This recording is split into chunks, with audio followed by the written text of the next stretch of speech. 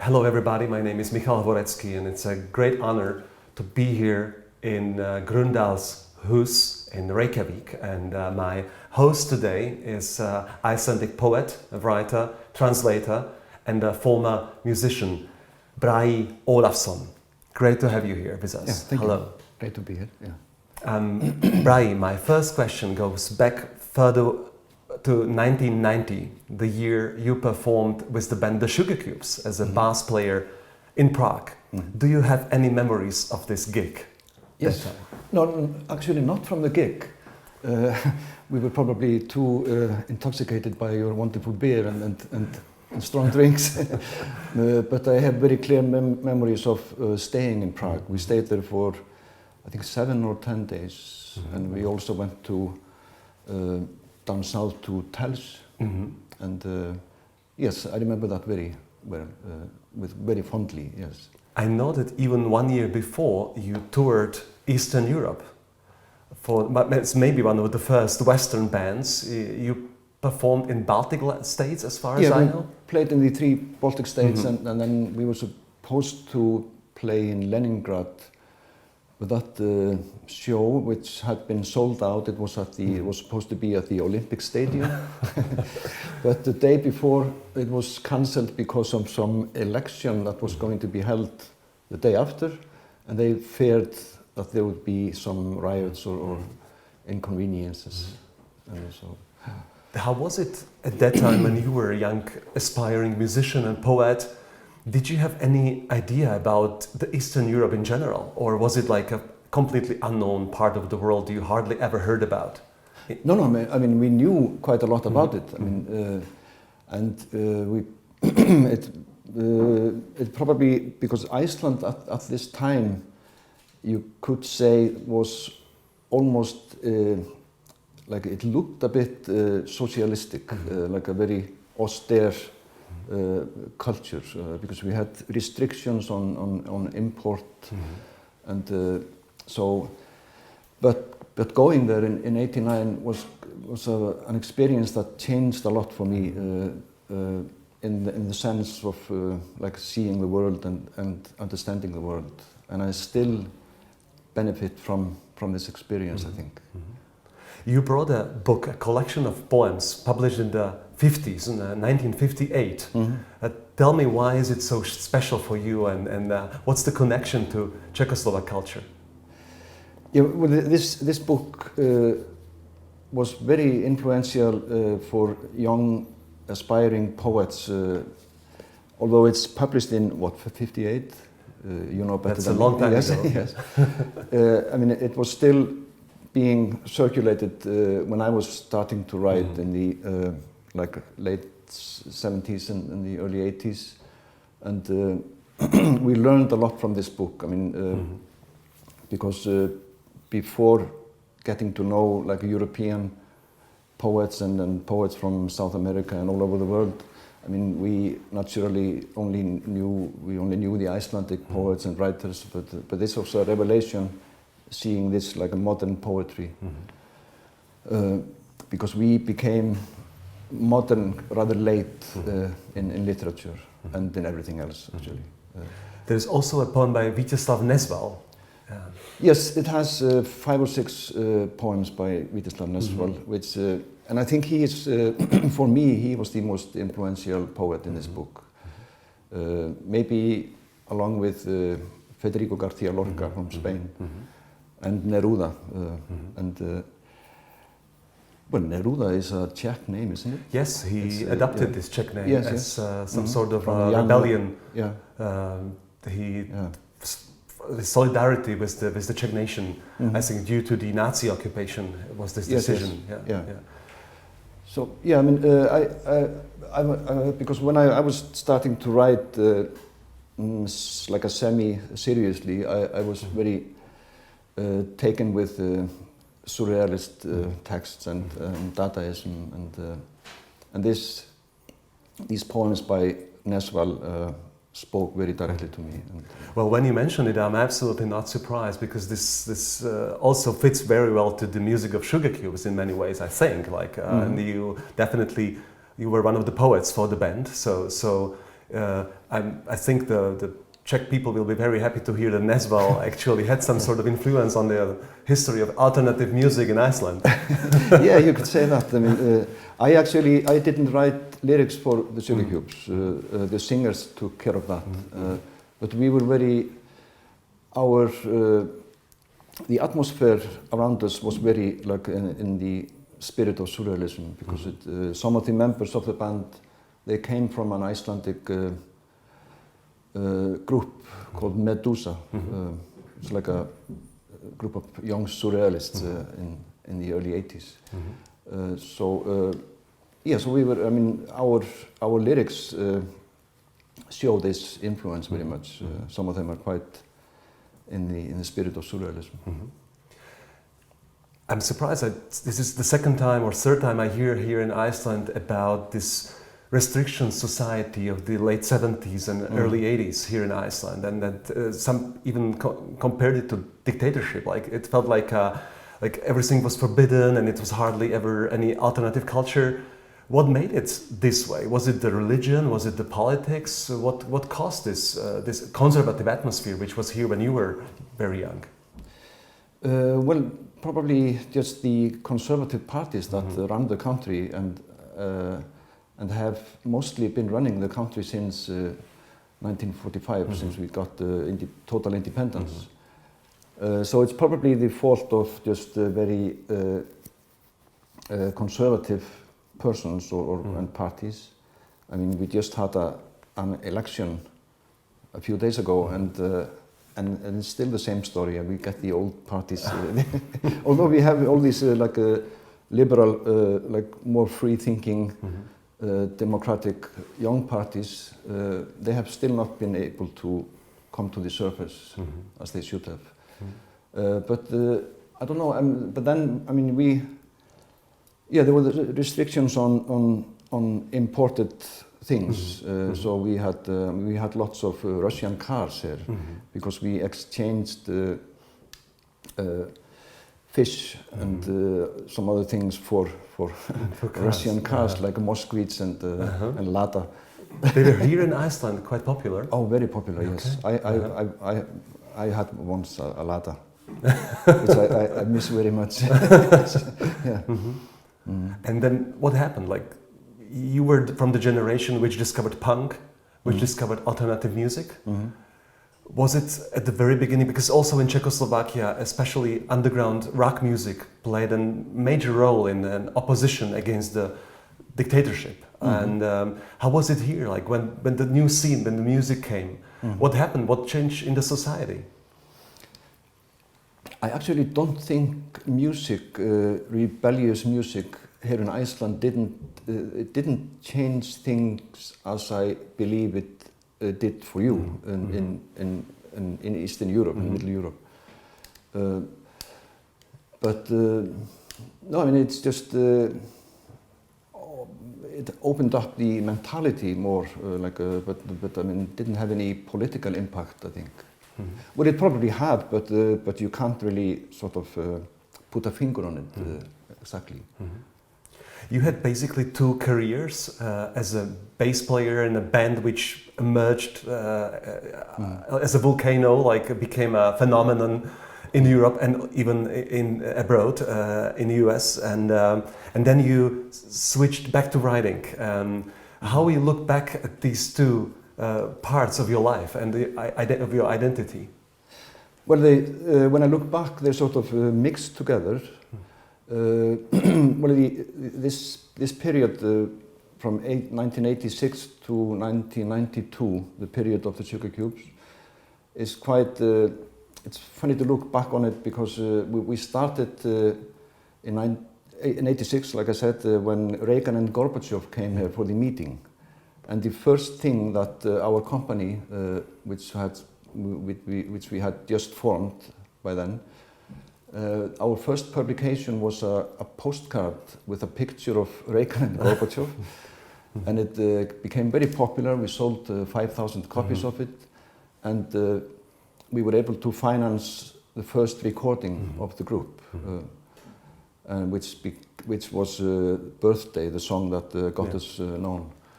And so we sort of we had this domino effect. I mean, it's just things started to happen from there. But then in the same year, I published my first book of poetry, which was the publication number 2 of Bad Taste. And but then for these 6 years, I didn't write constantly. I was like too occupied with music and traveling and especially waiting, because the life of the musician is mostly about waiting for nothing, basically. For the gig or for everything? For gigs, for like in studio, the studio work is mostly just waiting. And so I was quite relieved when we decided to put a full stop to the Sugar Cubes in '92. But I wasn't very serious about becoming a writer. I mean, I was writing poetry, and after the group stopped, I started to work in a record shop, and then I worked for an advertising agency for 5 years, where I actually learned to discipline myself, which was very valuable for being a writer. And I published some books in these years, but then in '99 I published my first novel, and from 2001 I have been a full-time writer. You didn't mention it, but you also translated. You translated Paul Auster's New York trilogy, as far as I know. One of them. Then I've translated 2 plays by Harold Pinter, and some poetry from Spanish and English. How this part of your identity took place, and why did you decide I want to also translate my favorite writers? How did it? Why did you decide to become a translator as well? Well, I actually didn't decide.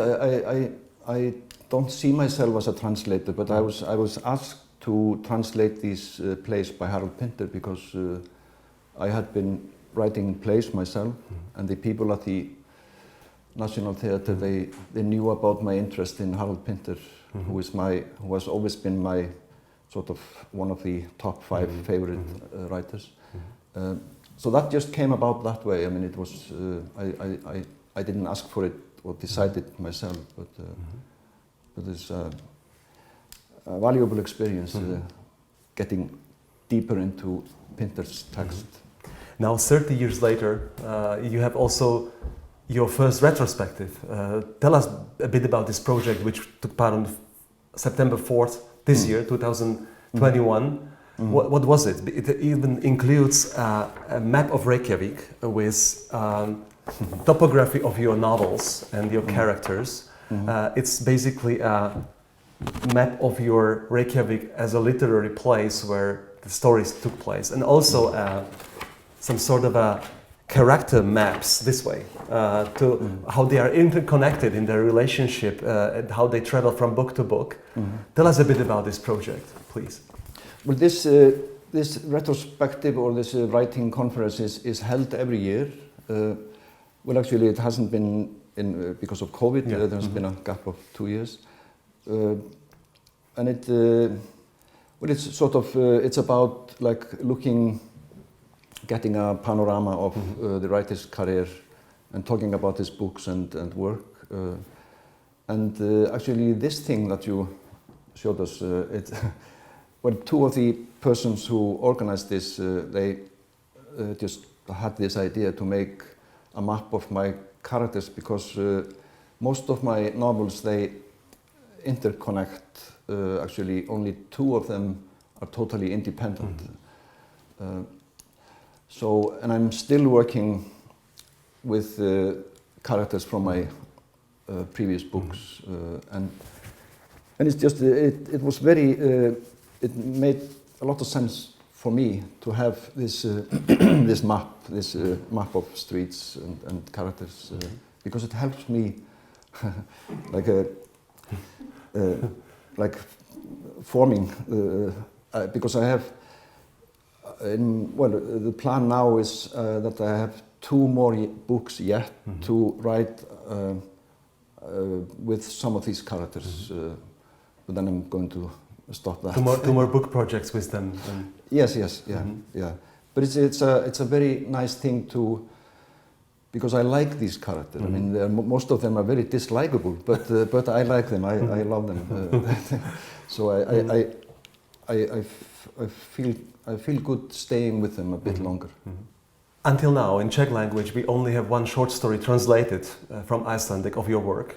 This short story about the gas station, which is very bizarre. Where you are absolutely unsure who you can trust in this story. The characters are full of uncertainties, and you are looking for the truth in the story somehow, but it's getting more confusing, and that's what I found so fascinating about this storytelling, because it's somehow it seems very Icelandic, but it could be also universal, because it's about the relationship of a son to his parents and about secrets in lives. And is this the way you like to write, with some sort of a big secret in the background of our lives?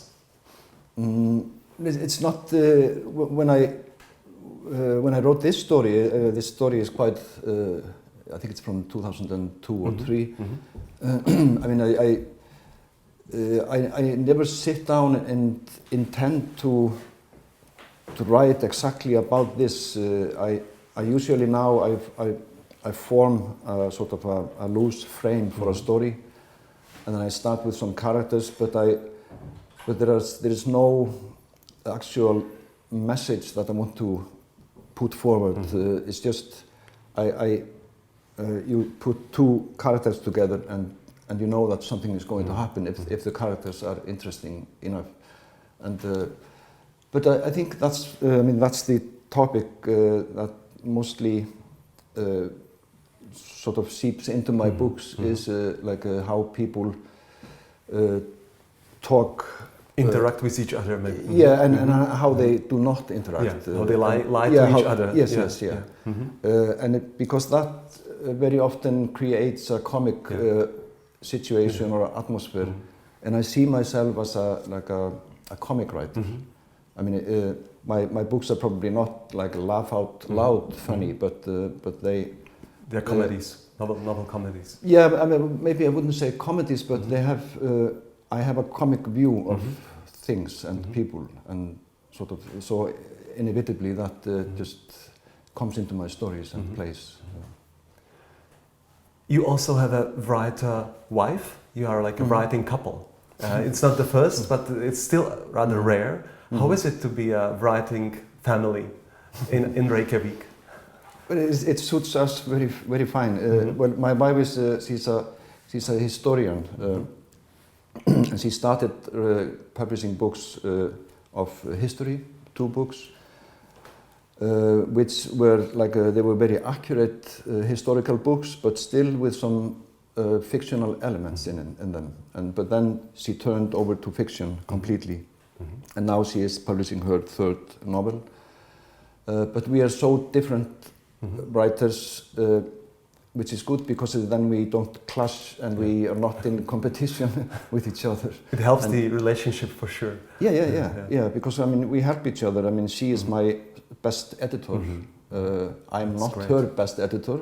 She is a better editor than me, because she has this background in history, and she's has more like a sort of a technical ways of working. I'm more sort of loose, I'm not that disciplined as her, but so it works very well. Yeah, I mean, you say it's rare to that the couples are both writers.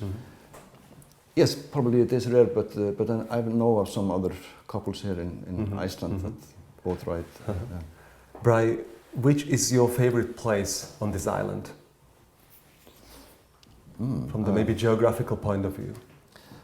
Well, I must confess that I don't know the Icelandic countryside as well as I should. I would say just Reykjavik is my favorite place, but now for the last 4 or 5 years we bought a little summer house in the west of Iceland, and we go there a lot. So So that's also my favorite place. But it has a downside owning a place like that. It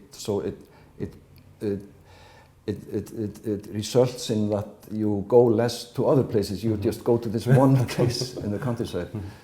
But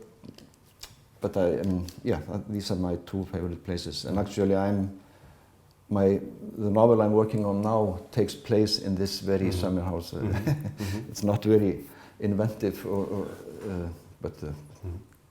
Bragi, we are very much looking forward to welcome you next year in July 2022 on a tour with the months of the authors reading in hopefully Ostrava, Bratislava, Brno, and maybe some more cities if the situation will allow it. Thank you so much for talking to us. Thank you so much. Ďakujeme. I'm looking very much forward to visit you.